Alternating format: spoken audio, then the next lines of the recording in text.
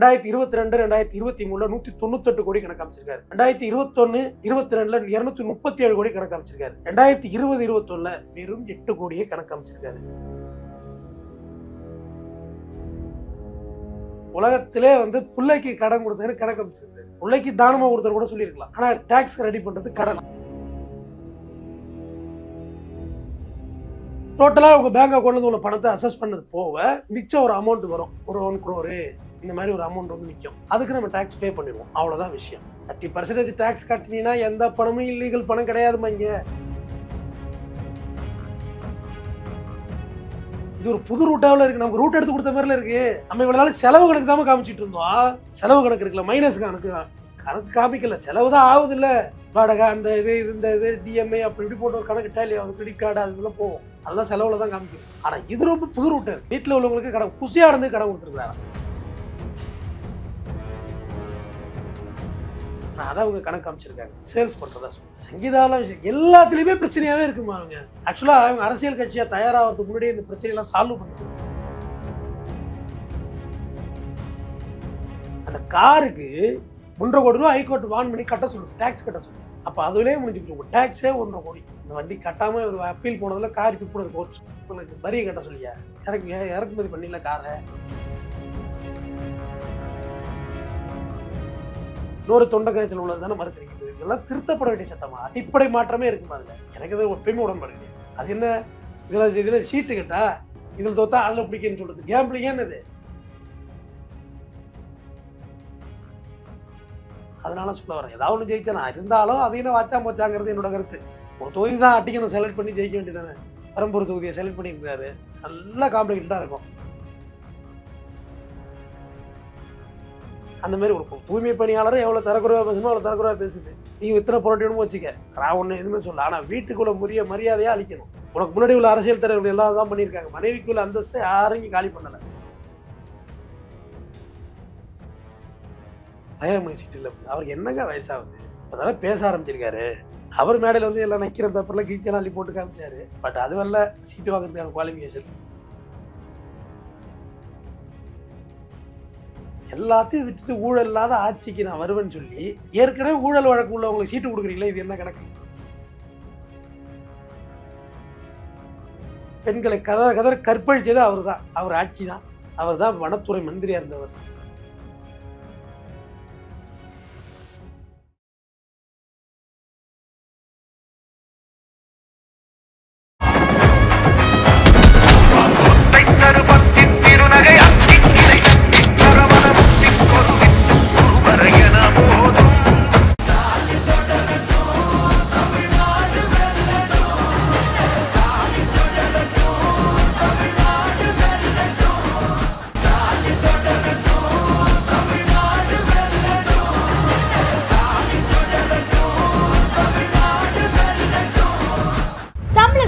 பல எம்பி எம்எல்ஏக்களின் வெற்றிக்கு வித்திட்ட கிங் 360 தேர்தல் வியூக சாப்ட்வேர் 2026 புதிய வாக்காளர்களின் அப்டேட் விவரங்களுடன் உங்கள் தொகுதியில் உங்கள் வெற்றிக்கு வித்திடுகிறது.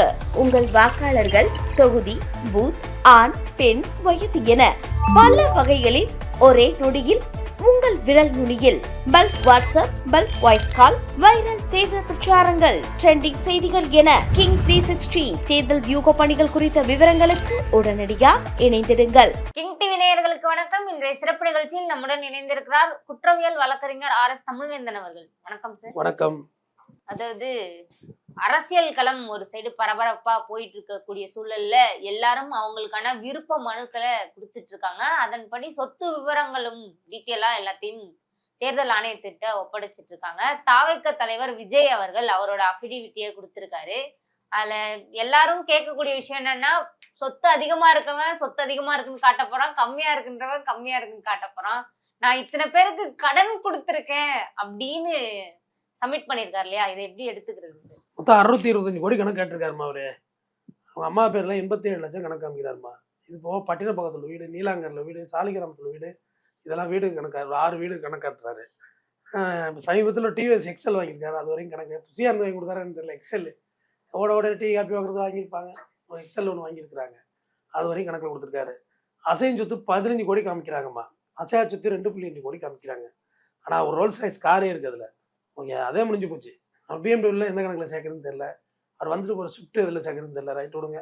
மொத்தம் 537 கோடி இது எல்லாத்தையும் டேலி பண்ணக்குள்ளே காமிச்சிருக்காங்க. சாலிகிராம் இந்தியன் ஓவர்சீஸ் பேங்க்கில் 217 கோடி கேஷ் இருக்குது. இதில் எஃப்டியில் தனியாக பணம் வச்சுருக்காரு, அதில் 56 கோடி இருக்குது. ஆக்சிஸ் பேங்க்கில் ஒரு 5 கோடி பணம் வச்சுருக்கிறாரு. 500 சவரன் தங்க நகைகளுக்கு இவர்கிட்டையும் மனைவி சங்கீதா அவர்கள்ட்ட இருக்குது. அது ஒரு 300 பவுன் அவங்கள்ட்ட இருக்கிறதாவே சொல்கிறாங்க, இவர் சொல்கிறாரு. அப்புறம் ஒரு 15 லட்சத்துக்கு வெள்ளி இருக்குது. 2 கிலோ வெள்ளி பார் வந்து இவங்கள்ட்ட இருக்குது. 1 கோடி வைர நெக்லஸ் ஒன்று, ஒரே சிங்கிள் 1 கோடி வைர நெக்லஸ் ஒன்று இருக்குது. 100 ஆமாம் சங்கீதா கிட்ட இருக்குது. அதை தெளிவாக சொல்லிக்கிறாங்க. எனக்கு செட்டில்மெண்ட்டில் கழிச்சிக்கலாம்ல. 250 கோடி அவங்க டிமாண்ட் பண்ணாங்கம்மா. 184 கோடி நெக்லஸ் போயிடுது. பாக்கி தானே பணம் கொடுக்கணும். மொத்தம் 184 கோடி ரூபா இன்கம் டேக்ஸ் காமிச்சிருக்காரு. 2 லட்சம் தான் எங்கள் ஏழை தளபதிக்கிட்ட கேஷாக இருக்குது, கையில் வச்சுருக்காரு. ஜிபேல வச்சுருப்பாருமா. அது போக இதெல்லாம் காமிச்சிருக்கிறாரு. சங்கீதாட்ட ஒரு 15 கோடி இன்னொரு கணக்கில் காமிக்கிறாங்க, கடனாக கொடுத்துருக்குறாங்க. 2024-25 வந்து 184 கோடி ரூபா வரவு செலவு காமிச்சிருக்காரு. இது வந்து நான் சொல்கிறது எல்லாம் இந்த டாக்ஸ் இயர் சொல்கிறேன். 2023-2024 105 கோடி கணக்கு காமிச்சிருக்காரு. 2022-2023 198 கோடி கணக்கு காமிச்சிருக்காரு. 2021-22 237 கோடி கணக்கு காமிச்சிருக்காரு. 2020-21 வெறும் 8 கோடியே கணக்கு காமிச்சிருக்காரு. பணம் எதுவும் ஓடல. 200 கோடி சம்பளம் வாங்கினாங்கிறாரு. 20-21 6 விழுத்து மோடி தானம்மா. அப்பயே 200 கோடி வாங்கிட்டாரு அவரு. ஆனால் 8 கோடி தான் கணக்கு காமிச்சிருக்கிறாங்க. இது இதெல்லாம் வந்து இதில் இருந்த அப்டேட்டில் உள்ளது. இது சூப்பராக ஒரு வேலை பார்த்தாரு. என்னன்னா உலகத்திலே வந்து பிள்ளைக்கு கடன் கொடுத்தாரு, கணக்கு அமைச்சிருக்காரு.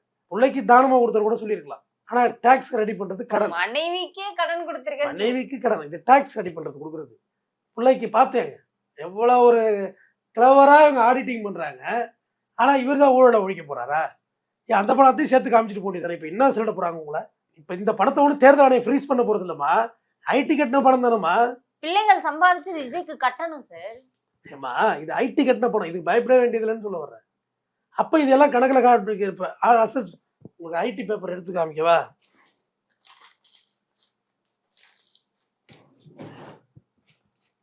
இந்த இருக்கு, இதுதானே இந்த இருக்கு.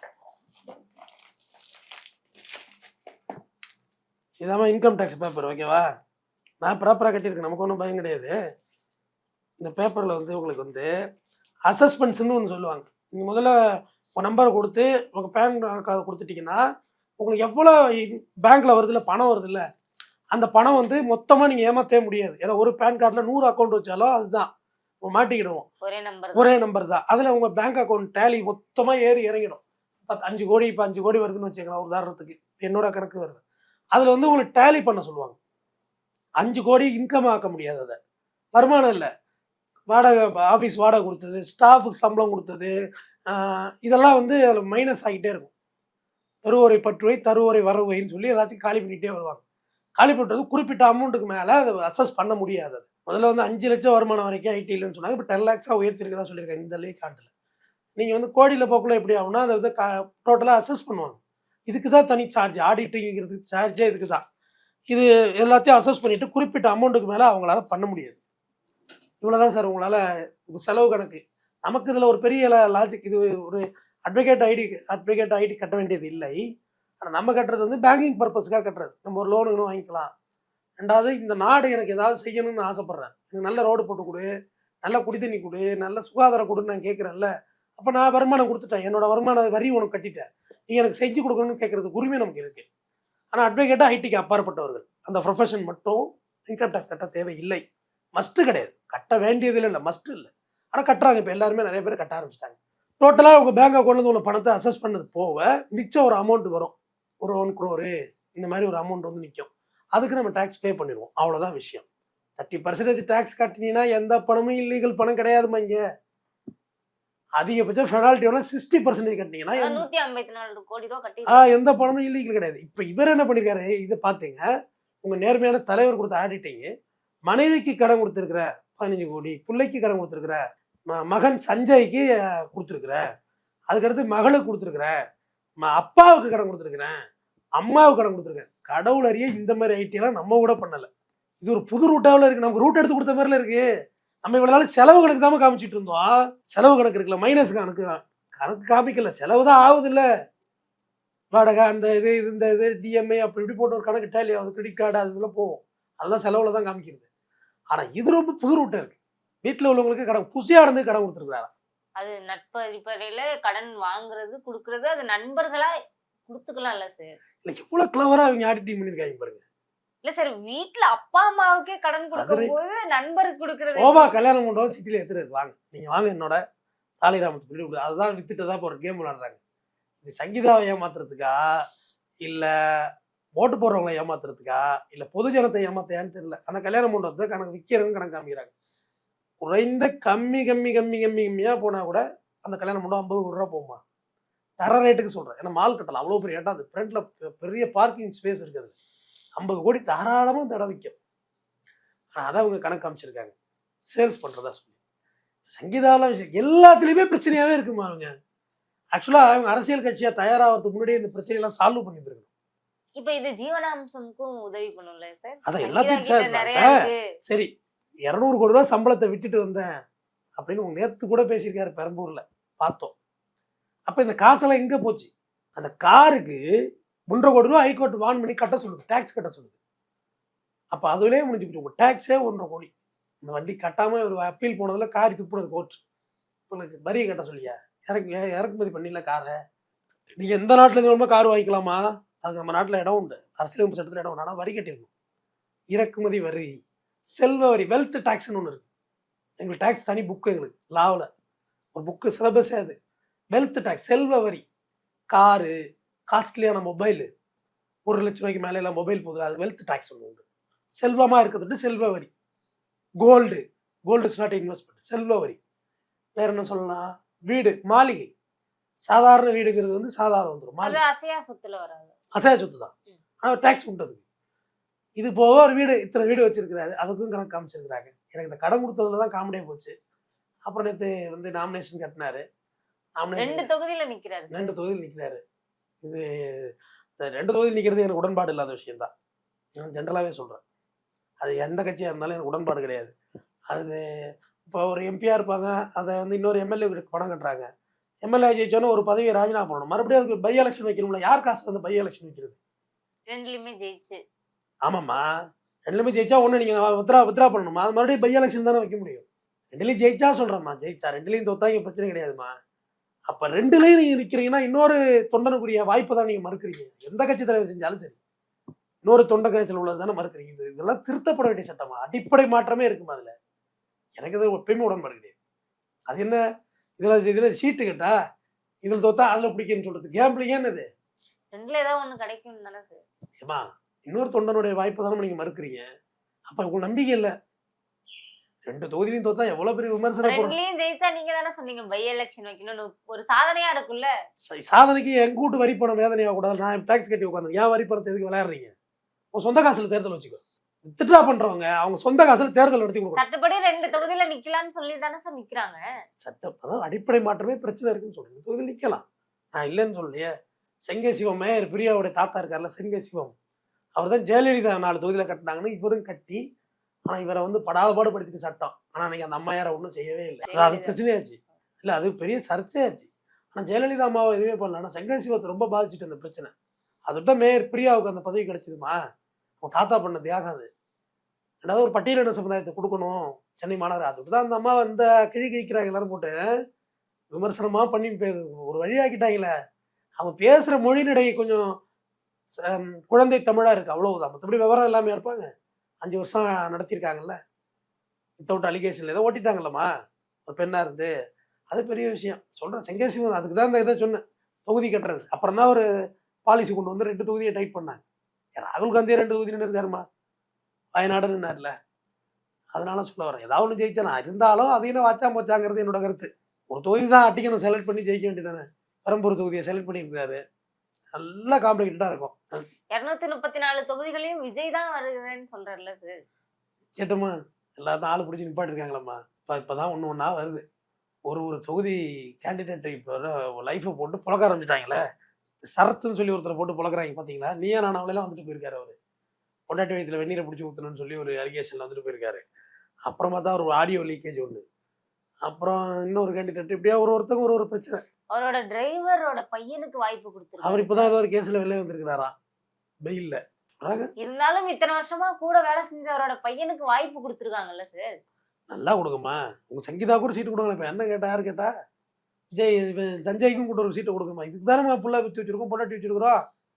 சீட்டு நம்ம குடும்பத்துக்கு மிஞ்சிதான், அப்புறம் சீட்டை கொடுக்க வேண்டியது உங்களை யார் மறைச்சா? குடும்ப அரசியலை தானே சார் எதிர்க்கிறோம். சீட்டு கொடுக்கலன்னு சொல்லி தானே நம்ம வருத்தப்படுறோம். இப்போ சங்கீதாவுக்கு சீட்டு கொடுக்கல, பக்கத்துல உட்கார சீட்டு கொடுக்கலன்னு சொல்லி தான் பிரச்சனை பண்றோம். வேற எதுவும் தனிப்பட்ட பகை ஒண்ணும் இல்லையே. சங்கீதா என் உடன்பிறந்தா சகோதரியா நினைச்சு நான் பிரச்சனை பண்றேன்.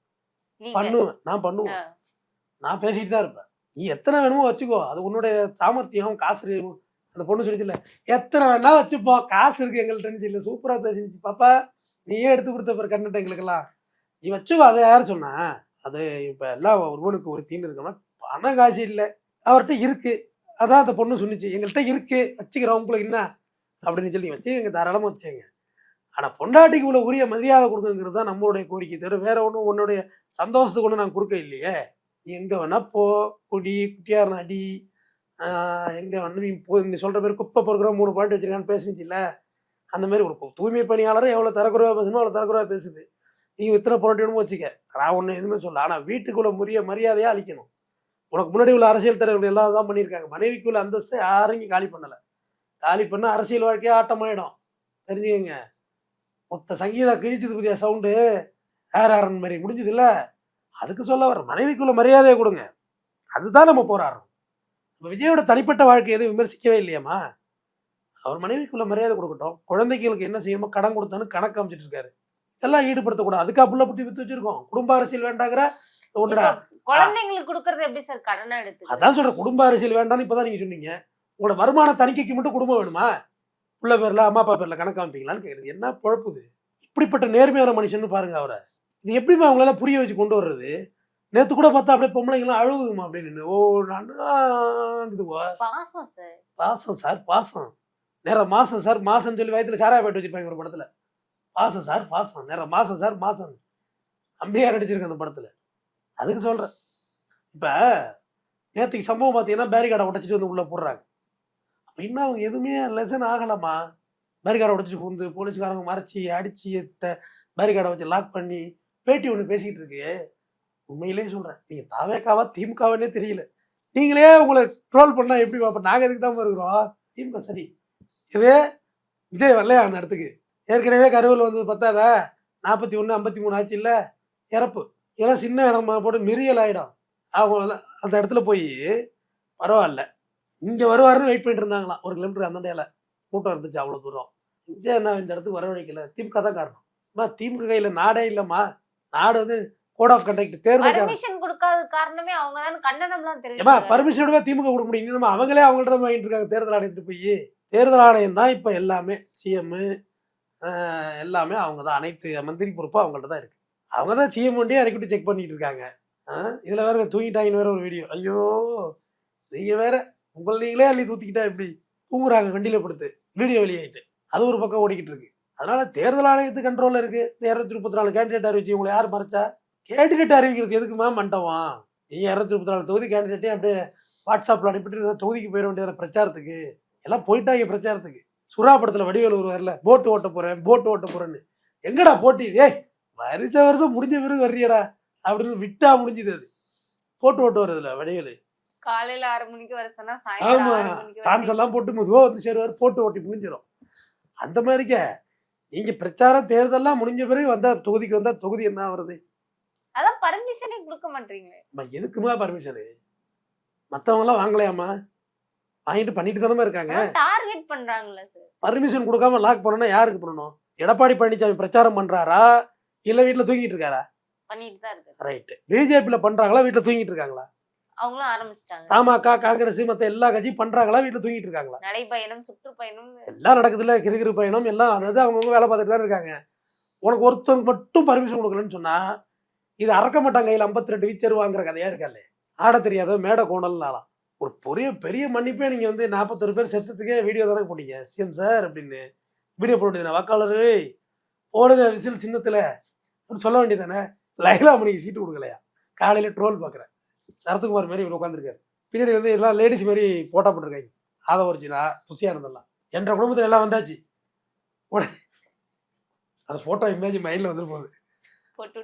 ஆமாம், என்னடா அது என்ற குடும்பத்தில் எல்லாம் வந்தாச்சுன்னு இங்கேருந்து எங்க சின்ராசு என்ற குடும்பத்தில் எல்லாம் வந்துச்சு ஃபோட்டோ எடுக்குன்னு சொல்கிறாங்க. பார்த்தா அந்த லைலா பண்ணி சோக மியூசிக்கில் எழும்புறாரு. சரத்குமார் எழும்புவார் அந்த சீனில். அந்த படம் சூரியவம்சங்கிற திரைப்படம் நல்லாயிருக்கும். அதுமாரி லைலாமணி சீட்டு கொடுக்கலையா, கதறாங்க கிடந்து. மக்கள் எல்லாரும் சீட்டு வாங்கிட்டாங்களாம். லைலாமணி சீட்டு இல்லை அப்படின்னு. அவருக்கு என்னங்க வயசாகுது, அதனால பேச ஆரம்பிச்சிருக்காரு. அவர் மேடையில் வந்து எல்லாம் நக்கிற பேப்பரில் கிழிச்செல்லாம் அள்ளி போட்டு காமிச்சாரு. பட் அது வரல சீட்டு வாங்குறதுக்கான குவாலிஃபிகேஷன். ஒவ்வொரு வேட்பாளர்களும் விஜய் அவர்கள் தனியா பரிசோதனை செஞ்சு அவரே தேர்ந்தெடுத்தேன்னு அறிமுகப்படுத்தியிருக்காருல்ல சார். என்ன பரிசோதனைமா? தேட்டரில் போக செக் பண்ணுறாங்களா அந்த பரிசோதனையா, இல்லை வேற எதுவும் பரிசோதனையா? தேட்டரில் போல கூலி இப்போ வச்சிருக்கேன்னு பார்க்குறாங்கல்ல. மக்கள் பணம் ₹1 கூட எடுக்க மாட்டோன்னு வாக்குறுதி கொடுக்குறாங்க. Is it? அதில் இருந்தவெல்லாம் கேஸ் வாங்கியிருக்காங்கம்மா. நீங்களே மக்கள் பணத்தை எடுத்து தான் ஆட்டையை போட்டு வச்சிருக்கீங்க. ₹100 டிக்கெட்டை ₹1000 வித்தறீங்க. பேசலாமா இதெல்லாம்? ஏமா எல்லாத்தையும் விட்டுட்டு ஊழல் இல்லாத ஆட்சிக்கு நான் வருவேன்னு சொல்லி ஏற்கனவே ஊழல் வழக்கு உள்ளவங்களுக்கு சீட்டு கொடுக்குறீங்களே, இது என்ன கணக்கு? அதுக்குதான் ஒரு கதை சொன்னார்ல சார். What story? என்ன கதை?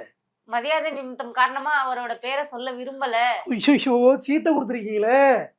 ஆல்ரெடி திமுக காங்கிரஸ் இடைமிக்கிறவங்க அழைச்சி கொண்டு சீட்டு கொடுங்க. ஊழலை ஒழிப்போடு செங்கோட்டை அழைச்சி கொண்டு வச்சு பேசலாமா? அவர் வனத்துறை மந்திரி வாச்சாத்தி சம்பவம் அது தெரியுமா உங்களுக்கு? பெண்களை கதற கற்பழிச்சது அவர் தான். அவர் ஆட்சி தான். அவர் தான் வனத்துறை மந்திரியா இருந்தவர். உறுதிமொழி எல்லாம் எடுத்திருக்காங்க சார். என்ன உறுதிமொழி? ₹1 கூட எடுக்க மாட்டோம், தாவேக விட்டு போயிடுவோம்னா. ஜெயலலிதா கூட தான் ₹1 சம்பளம் வாங்கிட்டு போட்டாங்க. ஊழல் வழக்கில் தண்டனை பெறலையா? என்னமா பேசுறீங்க? ₹1 தான் சம்பளம் வாங்கிக்கிறாங்க முதலமைச்சர். என்னங்க பார்த்தா கோடிக்கணக்கில் ஊழல். பாலு ஜுவல்லர்ஸ்ல நகை வாங்கி காசை திருப்பி கொடுக்கல. சொத்து குவிப்பு, டான்சி, உடனாடு எஸ்டேட் எல்லாமே பிரச்சனை தானே. இந்த ஃபீனிக்ஸ் மால் எழுதி வாங்கினது ஏன் மியூசிக் டைரக்டர் கொடுத்துருக்காரு கங்கையமர், அவர்கிட்ட எழுதி வாங்கினது எல்லாம் பேச எலெக்ஷன் நேரமா எல்லாம் பேசதாம செய்வாங்க. தொடர்ந்து பேசுவோம். நன்றி. இதுவரை எங்களுடன் பல்வேறு கருத்துக்களை நன்றி. நன்றி.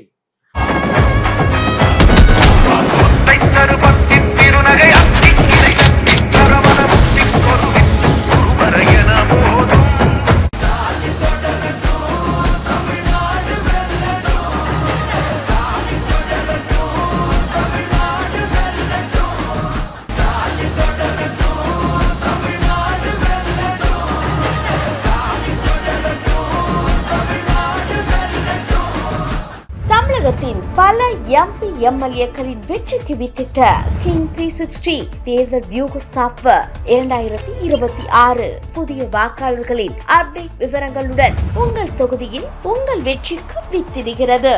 உங்கள் வாக்காளர்கள் தொகுதி, பூத், ஆண், பெண், வயது என பல வகைகளில் ஒரே நொடியில் உங்கள் விரல் நுனியில் bulk WhatsApp, bulk voice call, viral தேர்தல் பிரச்சாரங்கள், ட்ரெண்டிங் செய்திகள் என கிங் 360 தேர்தல் வியூக பணிகள் குறித்த விவரங்களுக்கு உடனடியாக இணைந்திடுங்கள்.